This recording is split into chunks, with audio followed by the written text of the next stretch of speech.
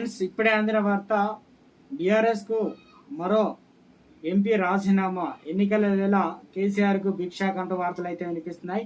దీనికి సంబంధించి వివరాలు చెప్పడానికి వీడియో చేయడం జరుగుతుంది. కంప్లీట్గా వీడియోని చూడండి, అప్పుడు పూర్తి ఇన్ఫర్మేషన్ అయితే మీకు అర్థమవుతుంది.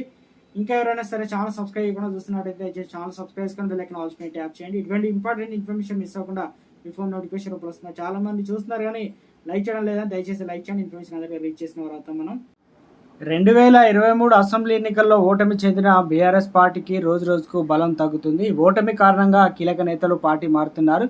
ఈ క్రమంలో పార్లమెంట్ ఎన్నికల్లో అత్యధిక స్థానాలు గెలిచి సత్తా చాటాలని చూస్తున్న బీఆర్ఎస్ పార్టీకి మరో షాక్ తగిలింది. ఆ పార్టీకి చెందినటువంటి మాజీ ఎంపీ రాపోలు ఆనంద భాస్కర్ రాజీనామా చేస్తున్నట్లు ప్రకటించారు.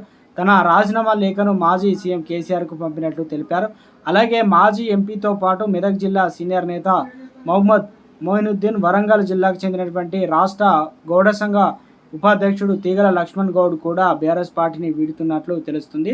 మరి వీరు ఏ పార్టీలో చేరుతారనే సమాచారం అయితే తెలియరాలేదు. ఇంకా మొత్తానికి బీఆర్ఎస్ సంబంధించిన గతంలో మాజీ ఇప్పుడు ఎంపీగా ఉన్నటువంటి క్యాడర్ కావచ్చు, సీనియర్ నేత ఈ రకంగా ఎన్నికల వేళ బీఆర్ఎస్ పార్టీకి రాజీనామా చేయడం ఒకంత బీఆర్ఎస్ పార్టీకి మింగుడు పడని అంశం. ఏ పార్టీలో చేరుతారనేది ఇంకా ఉత్కంఠగా అయితే నెలకొంది. రాష్ట్రంలో చర్చానీయాంశంగా మారిందంటున్నారు రాజకీయ నిపుణులు.